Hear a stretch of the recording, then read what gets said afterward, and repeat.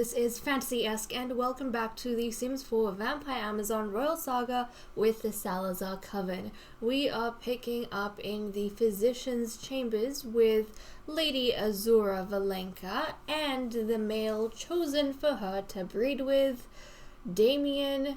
Oh my goodness, Estrada. There we go. I forgot his name for a second.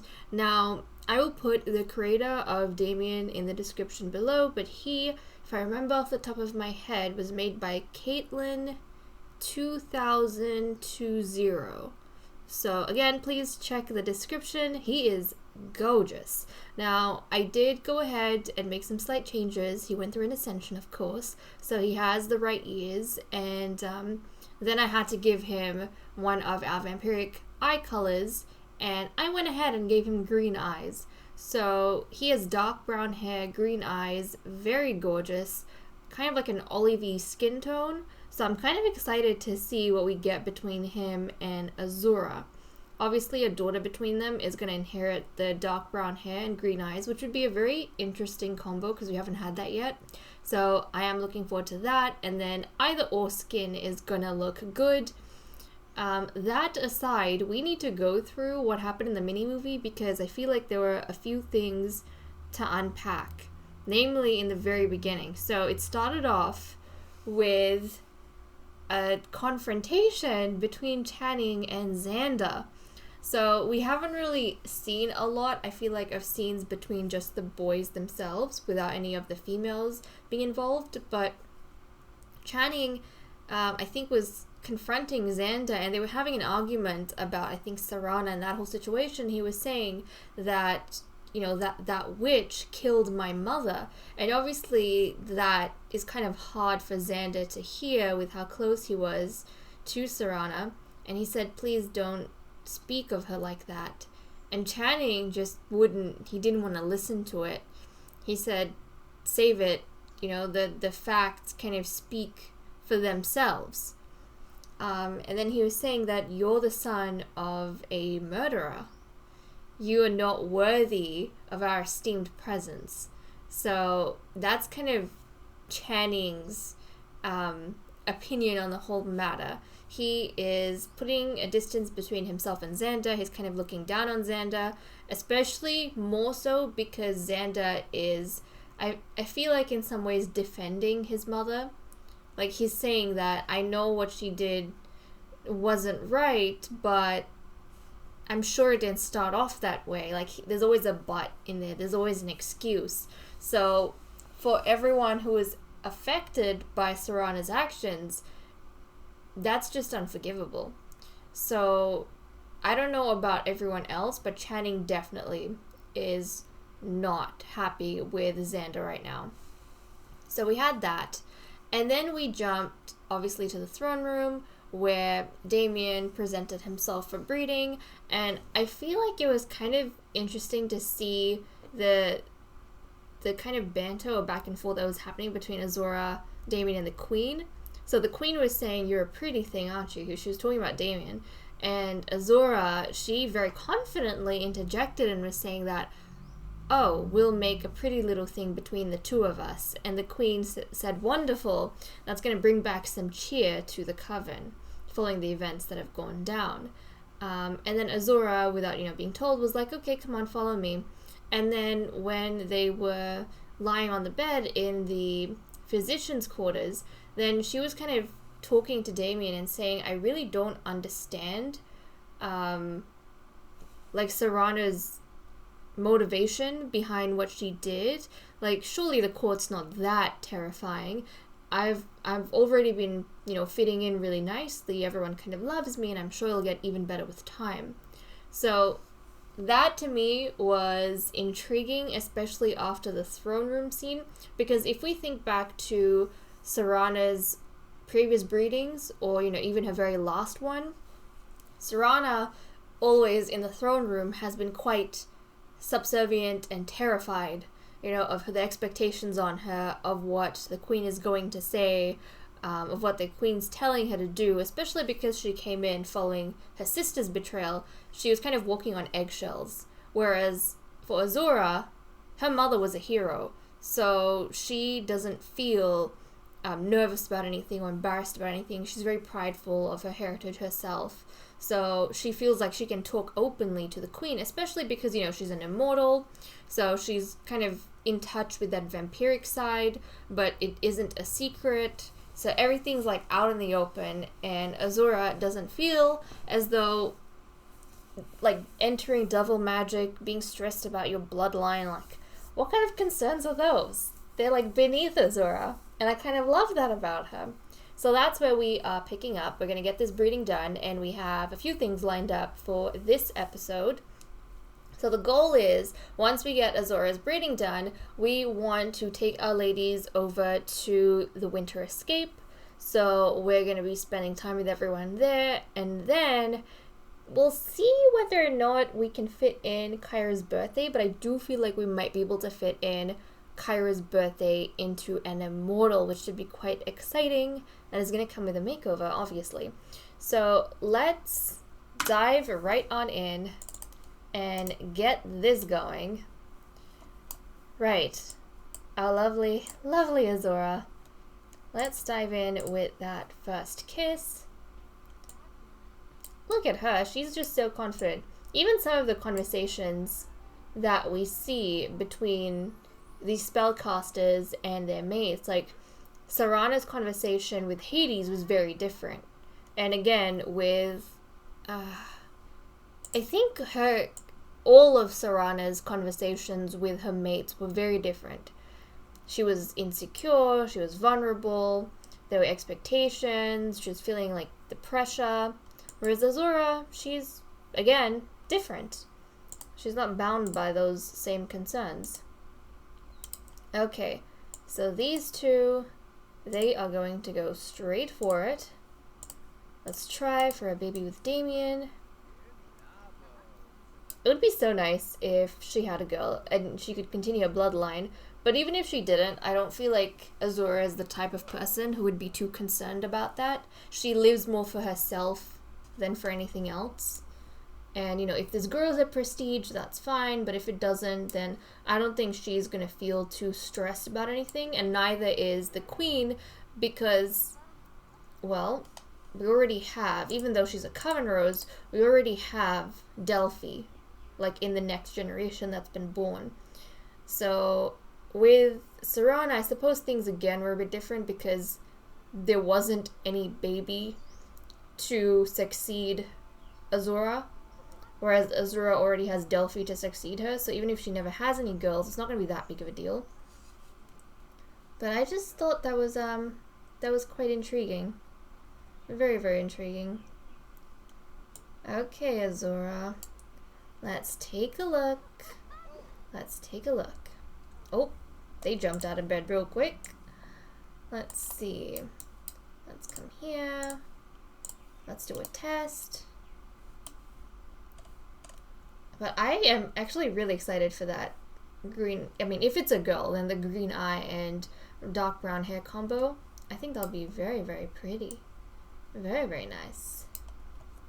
Now, even though Azura is half visitant, oh nice, she's pregnant. Oh, and her bump is visible straight off the bat. But I was going to say, even though Azura is half visitant, if she has a son, he is not going to inherit the horns because he is going to be born from a non-visitant father. So the only time the horns will be passed on is if the father of the son is has visitant lineage with horns. So, for example, Azura and Rick are twins. Rick was supposed to have horns, but we'll say he's got a hidden horn gene. So that, for Azura, any of her sons, they're not going to get the horns because their fathers won't have horns. Like, there are no other visitant spellcasters to breed her with. Whereas Chance, once he's a teen, he's going to get horns. And then if Chance has a son, he's going to get horns. And then if any of the other vampiric visitants we have are ever bred with, and they produce sons, their sons will inherit horns. So that's how the whole horn thing is going to work. Okay, but for example, like with Eve, Eve is half visitant. Her father had horns, right? But because she's a female, she doesn't inherit the horns. Now, if Eve had sons, even though her sons would have visitant lineage, it would be from the maternal side, so they wouldn't have any horns either. It would have to be a son that has a direct visitant father, or has a horned visitant father. So, okay. She's doing well. Before I forget, let's go ahead and put down when she's supposed to have this baby. So 1, 2, 3. Okay, council reappointment. I feel like our council reappointments get really busy sometimes because we have all these babies being born. Okay, gonna add an event, and we are gonna do, yeah, party. We want Eden, Azura, yes. Why not? Lytha, Guinevere, Kyra, Juno. And then we'll invite guests. We'll do Damian. It's important he attend. We definitely want Tilke, Athel Tilke, to attend because he is Azura's father, and he's going to be the grandfather of Azura's baby. And then her twin brother Rick, I think would be nice to invite him. And oh my goodness, Daryl has aged up. He needs a makeover. My goodness. Where is Chance? Not here. Okay. Well, you should probably get to know your nephew. Just saying. Does she not know any of the other ladies? Oh, you know what? Catalea, Elaine. Who else? Catalea, Elaine. Is that it? I suppose that's it. Okay, that's fine. Eden's Court, and then we'll do 7 a.m. So it's going to be a morning baby that's born. Very well. Okay, that is done and dusted. Now we are going to catch up with everyone when we are at the Winter Escape. We have arrived at the Winter Escape, the historic place where our vampires exchange stories of the past, of each other, their ancestors, their family, bloodlines, and also where they bond with one another.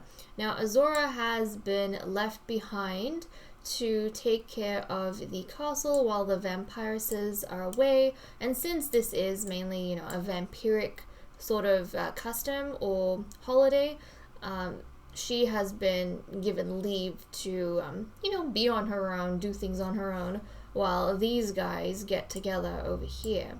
So we're going to be going through some of the whims that everyone has, and typically, they would gather around here and exchange stories, and we can say that upon coming here, they have done exactly that.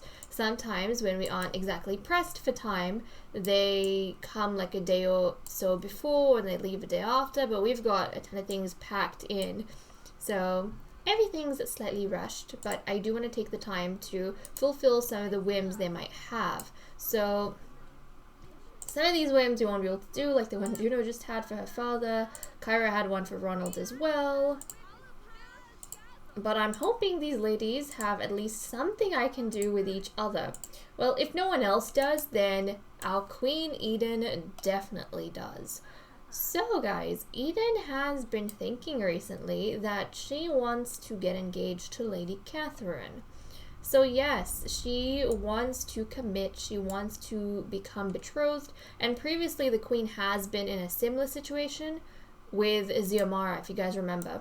But obviously, that was, I think Xiomara had emotionally manipulated her way into patching, so to speak, things up with the Queen and getting involved with her, like betrothing herself to the Queen and then not telling anyone.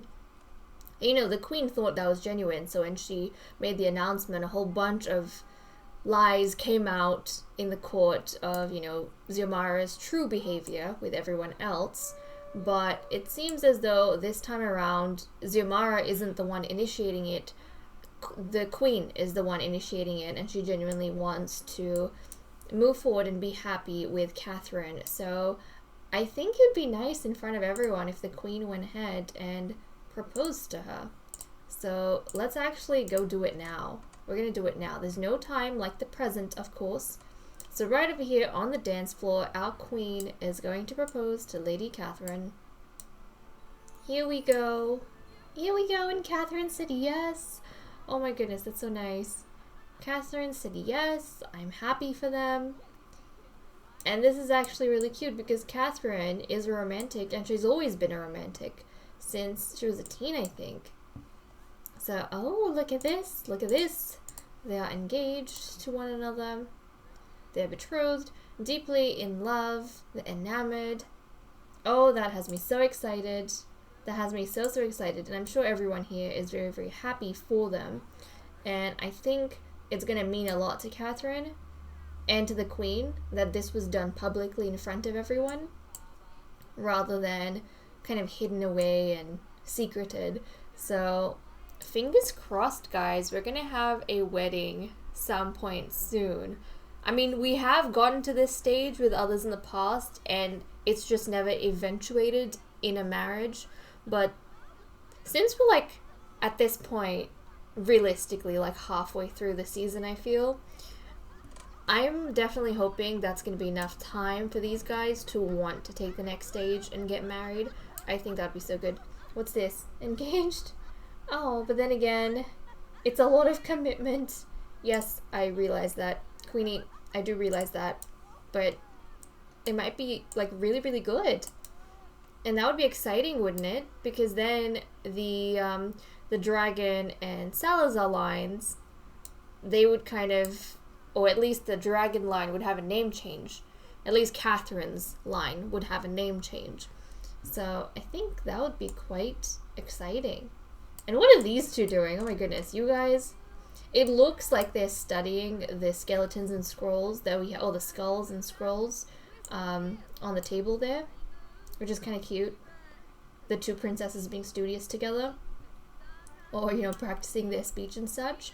But it kind of looks like they're studying this. So that's really fascinating. But they're kind of waiting for each other to age up to immortals so that they can go to the next phase of their training with the champion Lady Guinevere. Because right now they can't really spar with her. And that's what's keeping them. But okay, everyone is celebrating the Queen's engagement to Catherine. What an exciting, exciting moment. But I find it also very interesting that the Salazar line is now marrying into a cadet branch of the Salazar line. Or, you know, the cadet branch is marrying back into the main line. I would have thought that maybe one of...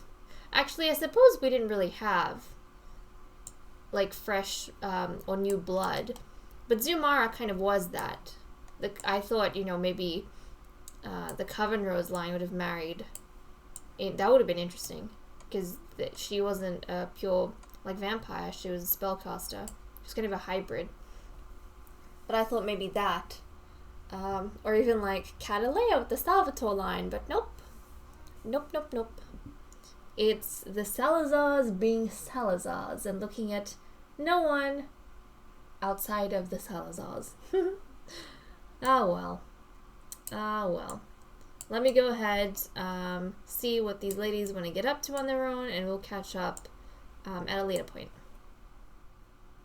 So these guys have been going around the, I think, Nightshade Manor, this place is called. They've been going back and forth, inside to outside, having fun, enjoying themselves in the snow. And while they've been doing that, we've had some very, very interesting whims pop up, guys. So we are going to dive into some of that. Now, with Juno, she wants to get to know Eden, and I kind of like the idea that since Eden is the one who's been training her, they've become a little bit closer than they were initially.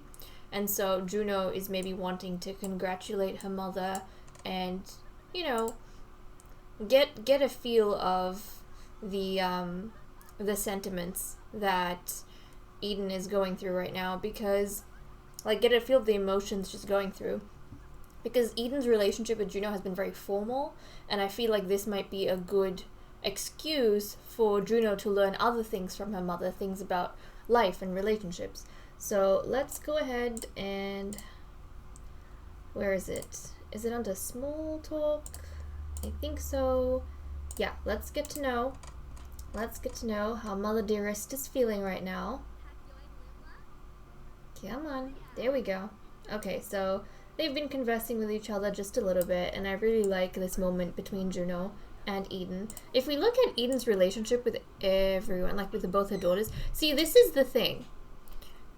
Eden has been,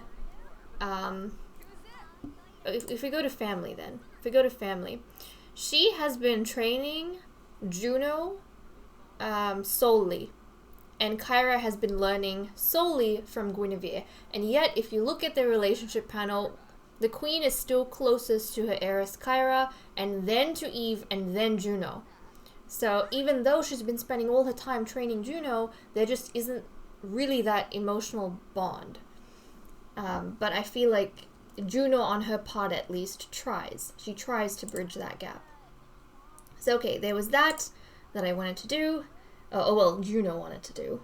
The next very exciting thing is with Kyra. So previously we were talking about how Kyra and Channing have become a little bit distanced from each other following Meredith's death, or maybe the truth about Meredith that has come out. Yeah, she can like that music. I think it was the death that made them kind of distant from each other, and then Kyra started getting attention from Ari, and then, you know, she figured that, well, since Ari is like this son, Guinevere is going to be a bit more forgiving. But now, guys, she has had the wish over here to officially court Lord Channing, like, openly. And I think what drove it is probably the fact that she's seeing her mother and Catherine, you know, become betrothed to each other, and she's seeing that they're taking the step forward for their own happiness. And she's thinking about it in relation to herself and how, you know, she's having to hide the way she feels, and she's having to go for people that isn't really like what she wants. I mean, yes, Ari's nice, but that's not really what she wants. And not only that, I mean, yeah, she's been keeping a secret this whole time because Guinevere, she's scared Guinevere is going to think she's distracted, which I feel like she was kind of. But it's like the day before her birthday into an immortal. She is a master right now. She did hunker down on her training. She literally cannot go any further on this path to vampiric power until she becomes an immortal. And I feel like that comes with a lot of freedoms and responsibilities. And she's thinking to herself, if it's not now, then when? I have reached the point where I feel like nobody should be questioning the effort that I'm putting into my role as heiress. And if being with Channing makes me happy, then I want to, you know, court him openly. So that's something that is on Kyra's mind. And I'm actually wondering whether we can invite Channing. I don't think we can, but we have to keep an eye on that because it's what Kyra wants. Kyra definitely wants to go ahead and do that. So there we go. We've got that going, which is very exciting. I definitely wanted to mention that because if we don't get a chance to work on it now, we want to work on it at some point. Also, I did see that Catherine is very angry right now from a flirty spouse. Who did the queen flirt with? Oh my goodness. She is furious with Eden for cheating. Who did Eden cheat on? Lady Catherine cannot believe Eden would do this to their relationship. Okay, just the sight of Eden will remind Catherine that Eden betrayed her trust and cheated on her. With who? I want to know. With who? Okay, I don't know with who, because I don't see a romance bar with anyone else. Like, I don't see a romance bar. Never mind. Probably with Lagatha. Yikes. So, but Lagatha's not here. Where did Lagatha go?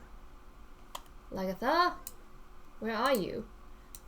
Okay, she's over here, so I don't know if it was Lagatha. Someone triggered something. Okay, but that aside, it's kind of interesting that the game decided to go down that route because there is definitely something in the works, at least for someone. So guys, Catalea, she and Elaine have been very lovey-dovey with each other, and actually, I'm seeing that there is a red little, like, look, there's red in their bar. But it's Elaine being hurt. I mean, Catalea being hurt by Elaine. So I wonder if Elaine flirted with someone. I don't know who it was or what happened. Oh, and look, she was like on her own over here, being frustrated or upset, and then Eden came. And this is fascinating because Catalea, guys, we've noticed that even though she and Elaine were kind of having a thing, and you know, literally just in the previous episode, they were all like, my love, my love, my love. But she also in the previous episode was very awed by Eden's power and Eden's authority in dealing with Serana, and that kind of appealed to her from the standpoint of giving the demons, like the demon faction, more voice in the court.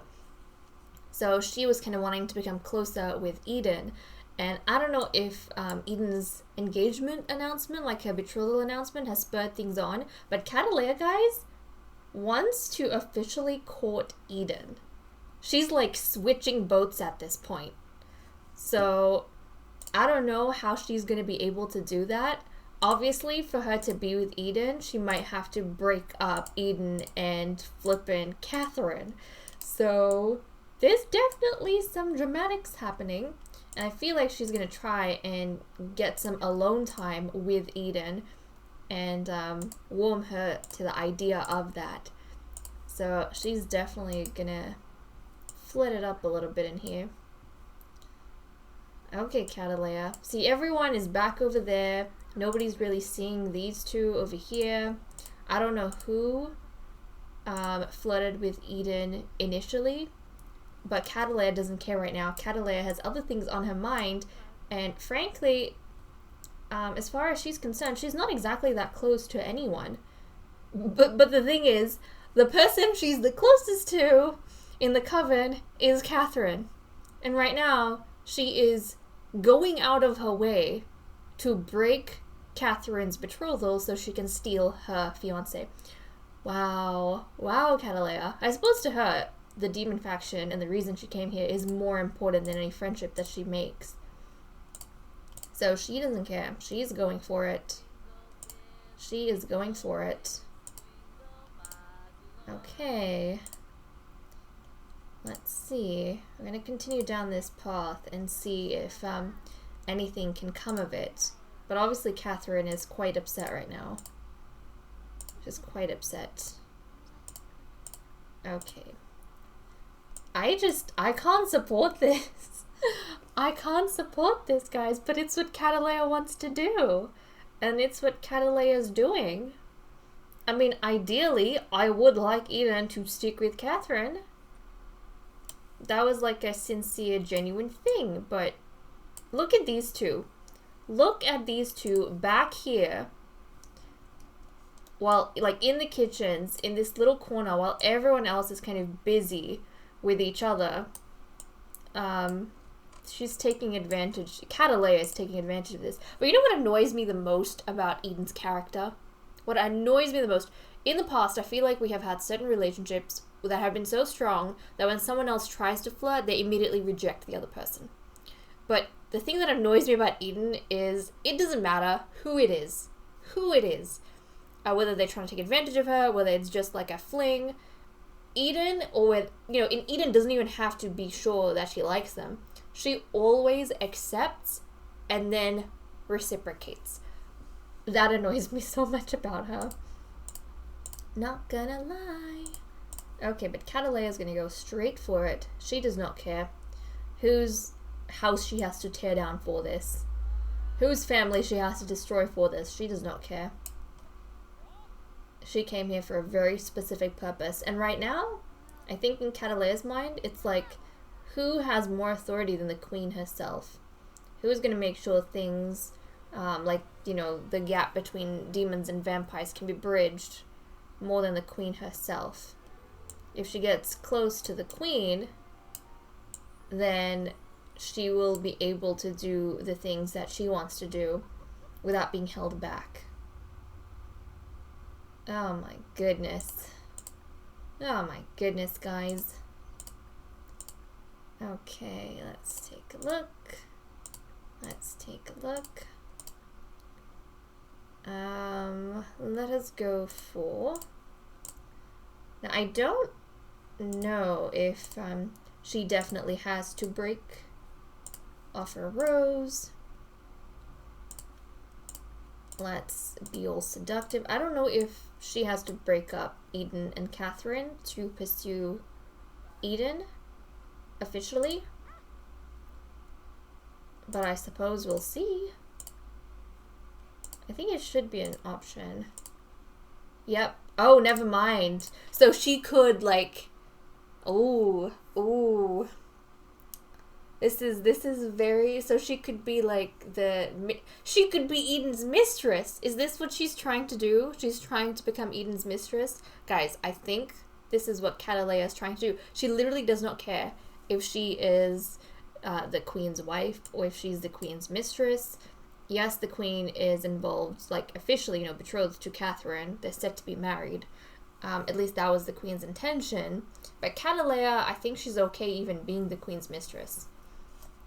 So she's gonna go and do exactly that. Oh my goodness. Okay. Here she goes. Here our beautiful Catalea goes. And the queen, flippin' hell, the queen agreed. Queenie? Someone needs to give you a smack. Let me tell you. She agreed. She readily agreed. This is the first instance we've had of a queen who is, like, set to be married and has a mistress on the side. And it's not even like... I wonder how their relationship is gonna go. It just looked like they were being friendly over here. And look, the queen's just going and giving Catherine a kiss over there. And Catalea at least doesn't seem bothered by it. Oh my goodness. Look, she doesn't even seem bothered by that whole thing. Are they going to be friends now? Because Catalea is not hiding it. Like, she's not hiding the fact that she and the queen are involved.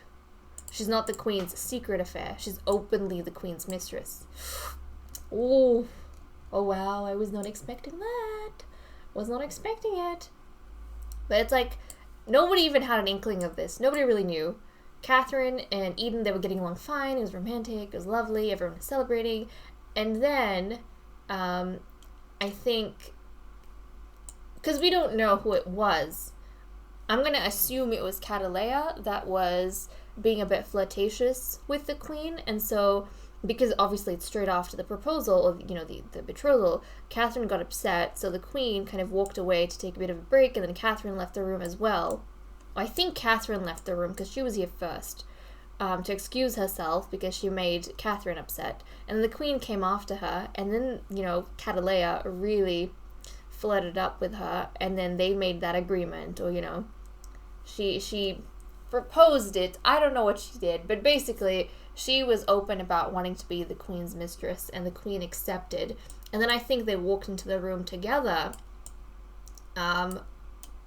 officially, probably like hand in hand, in all honesty. They probably walked into the room hand in hand, and the queen, being the queen, look at the way she's looking at her, kind of laid down the truth and said, I don't want you to, you two to fight.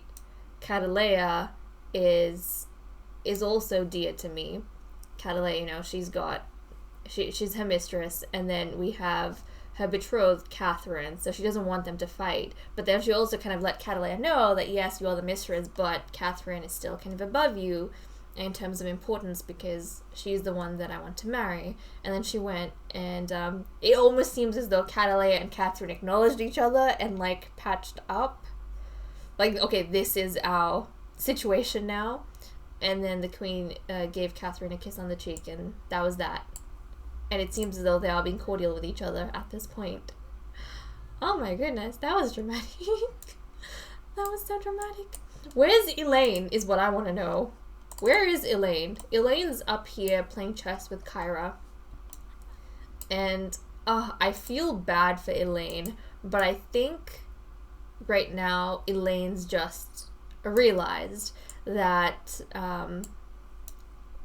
she's been sidelined by Catalea. Like, Catalea has jumped ship, and she can't even do anything about it, because it's not like Catalea jumped ship from her to her sister, or her to Lagatha. She jumped ship to the flippin' queen. What are you gonna do to the queen? Fight her? Obviously not.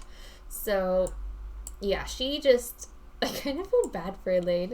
Like, she lost out on having that baby girl. She just lost Catalea when they were being so lovey-dovey in the previous episode. Oh my goodness. My goodness, guys. My goodness.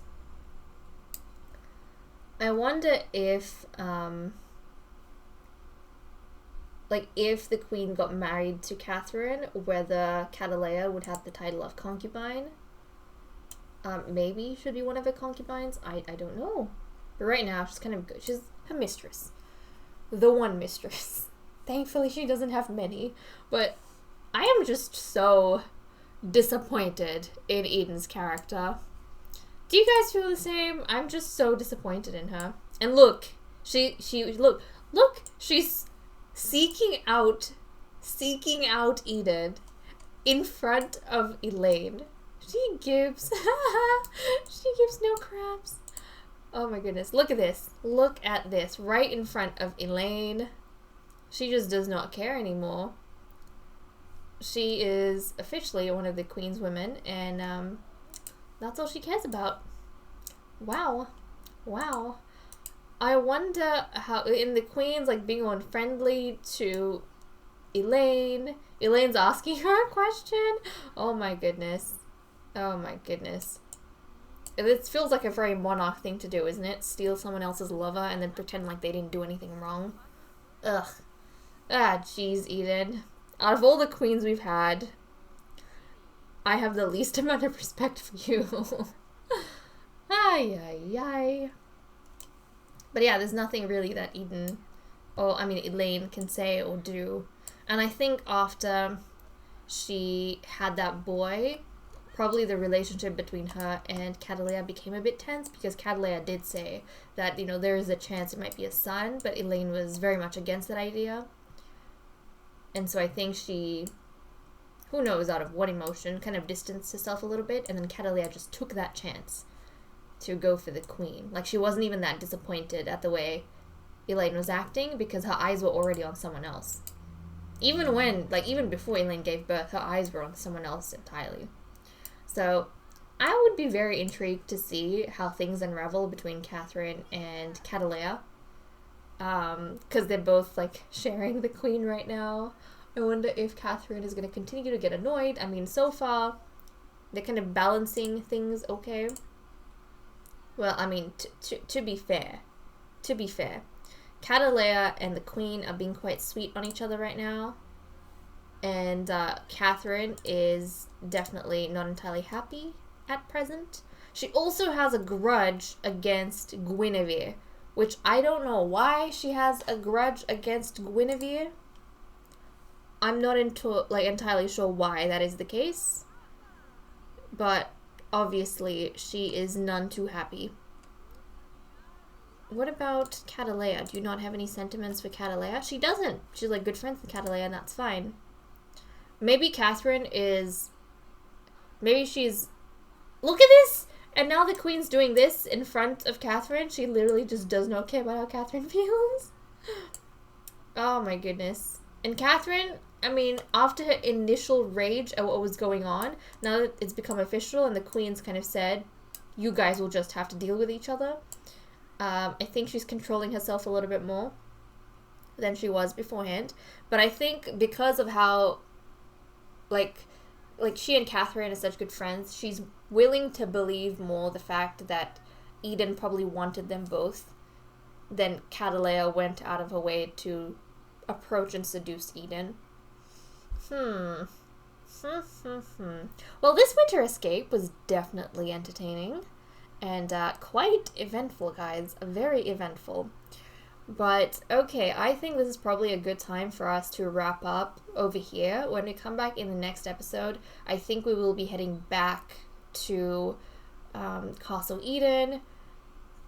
Kyra is gonna have her birthday into an immortal, but also she and Channing hopefully are gonna become, if there's no other surprises from anyone, she and Channing are gonna officially be courting each other, because that's what she wants to do. So okay guys, with that said and done, I'm gonna leave off. Thank you so much for watching. I hope you all enjoyed, and I'll see you all next time. Bye bye.